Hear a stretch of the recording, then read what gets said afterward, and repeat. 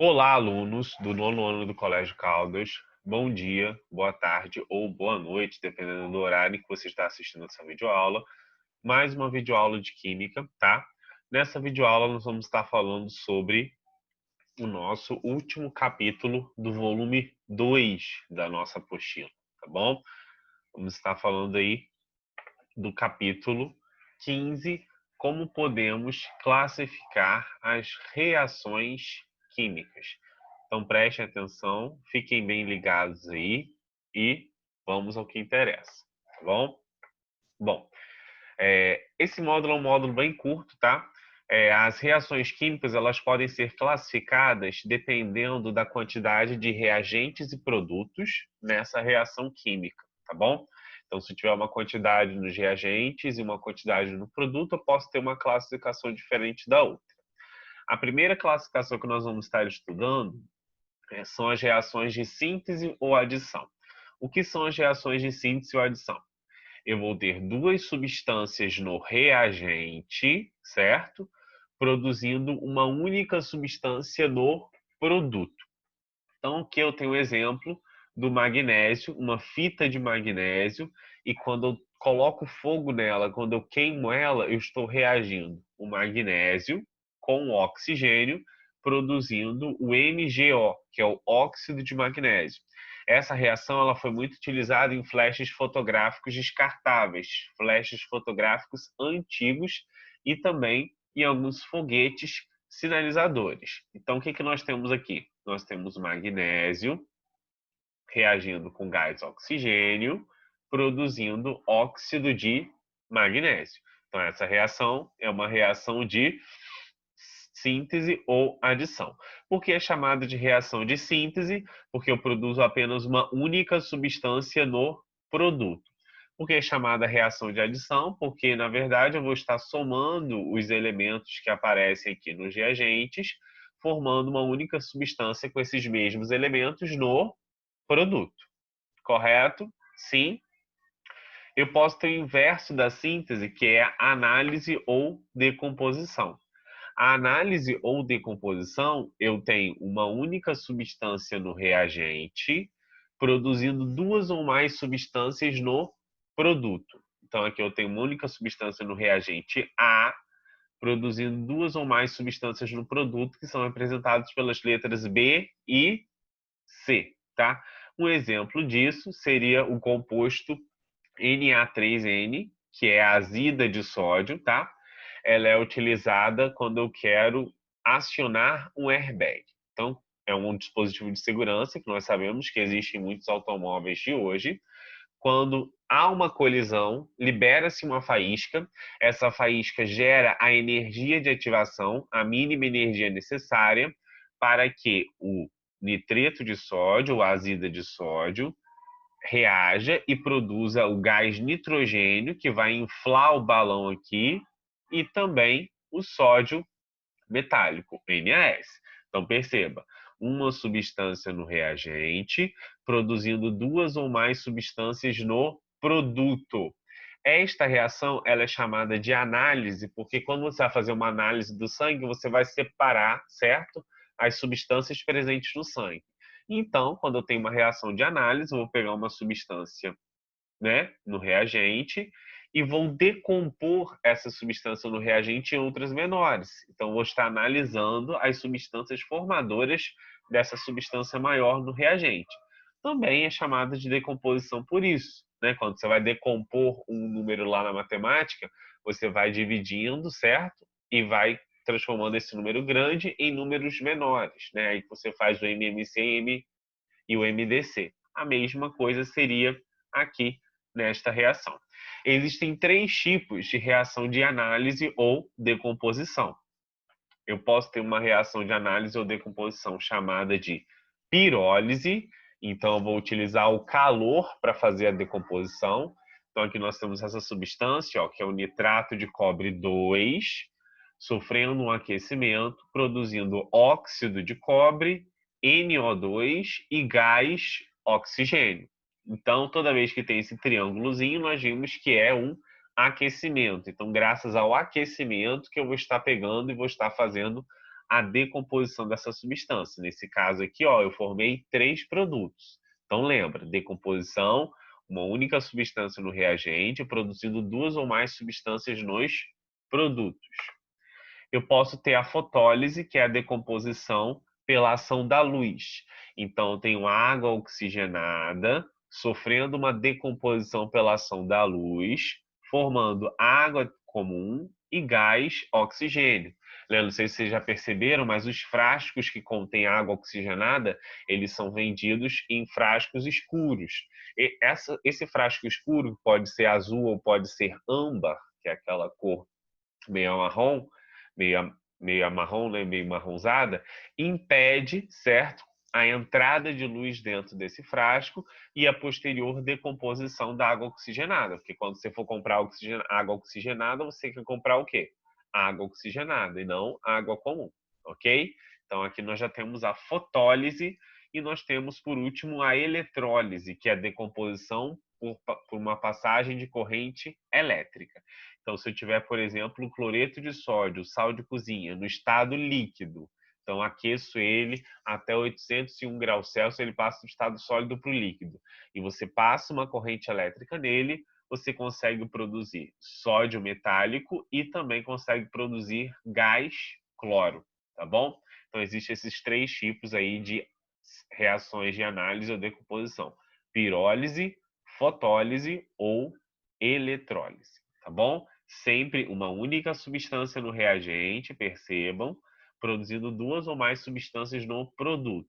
Quando eu falo uma única substância no reagente, não estou dizendo em relação à quantidade, estou dizendo em relação à fórmula química, tá bom? Então, uma única fórmula química, uma única molécula no reagente. Sim? Bom, os outros 2 tipos são a reação de simples troca ou deslocamento. Agora eu vou ter 2 substâncias no reagente, produzindo outras 2 substâncias no produto. Como é que vai ser isso? Eu vou ter uma substância simples, representada pela letra A, uma substância composta, representada pelas letras X e Y, e aí eu vou ter o deslocamento. O A vai deslocar o X. E aí quem vai ficar junto com Y vai ser o A e o X vai ficar sozinho. O A vai vir para o lugar do X. Então, vou formar a substância AY. E o X vai ficar sozinho aqui, como se fosse o A, certo? Então, um exemplo disso é quando eu tenho aí a reação de uma barra de zinco sendo atacada pelo ácido clorídrico. Então, o ácido clorídrico, que é essa substância aqui, ela vai reagir com o zinco e nessa produção, nos reagentes, eu vou estar formando o gás hidrogênio. Olha só, o zinco vai entrar no lugar do hidrogênio aqui na molécula, certo? E o hidrogênio vai estar saindo aqui do HCl. Então, quem vai ficar junto com o cloro vai ser o zinco, correto? E quem vai ficar sozinho vai ser o gás hidrogênio. Lembra que essa seta na diagonal quer dizer que eu estou liberando gás nesse processo. Correto? Sim. E nós temos aí a última reação, que é a reação de dupla troca. Na reação de dupla troca, eu vou ter 2 substâncias compostas representadas pelas letras AB e XY. E aí eu também vou ter a troca de 2 elementos, só que a diferença da simples troca para a dupla troca é que ao invés de ter uma substância simples e outra composta, nesse caso aqui eu vou ter 2 substâncias compostas. E aí o A vai ficar no lugar do X, ficando junto com o Y, então vou formar Y, e o X vai ficar no lugar do A, ficando junto com o B, e vou formar o XB. E aí eu tenho a reação ocorrendo aí entre o ácido sulfúrico e o hidróxido de bário. Então, percebam aqui comigo o seguinte, né? Que está cortando um pouco aqui, eu vou tirar para vocês verem. Então, aqui nós temos ácido sulfúrico e hidróxido de bário. Então, olha só, o hidrogênio vai ficar no lugar do bário e o bário vai ficar no lugar do hidrogênio. Então, vou formar o BaSO4 e hidrogênio mais OH vai formar o meu H2O, correto? Então, essa seria a minha reação de dupla troca acontecendo. O que eu vou estar fazendo agora é mostrar alguns exemplos através de animações destas reações. Então, galera, nesse exemplo aqui nós temos a síntese da água. Então, eu vou pegar o gás hidrogênio mais o gás oxigênio, colocar no reservatório, no cilindro e formar a água no estado gasoso.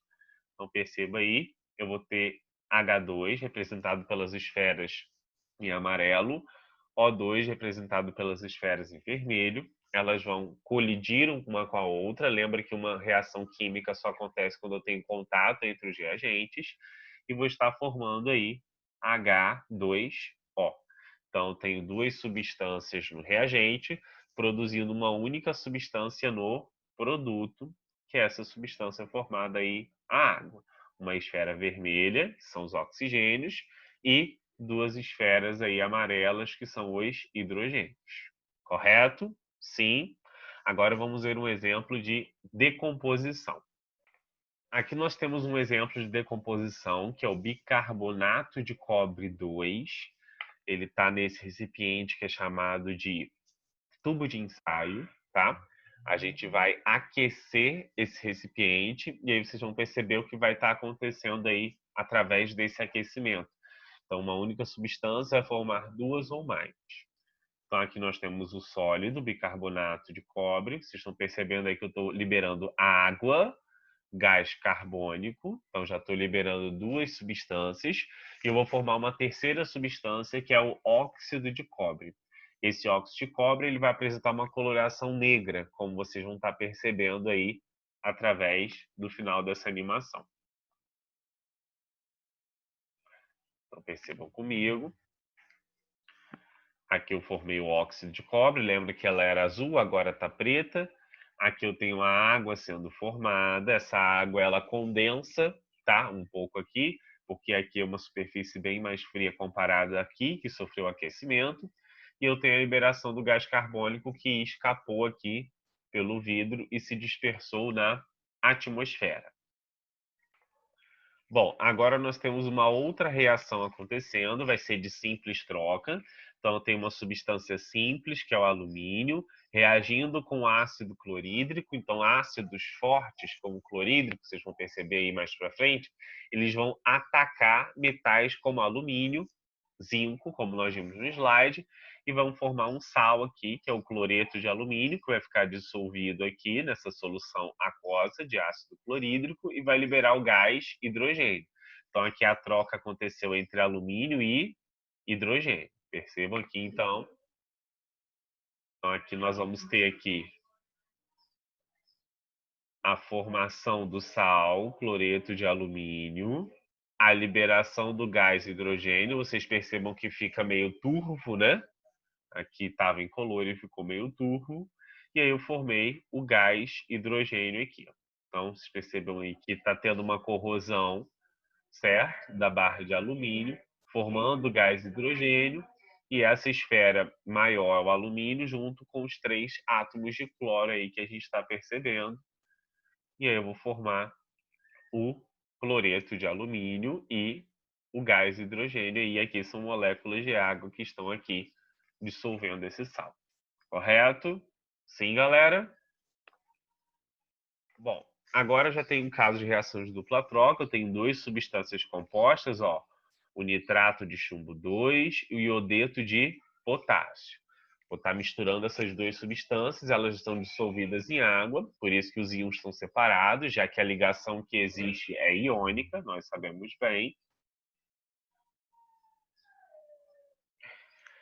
E aí, quando essas substâncias reagirem, vocês vão perceber que vai acontecer uma troca.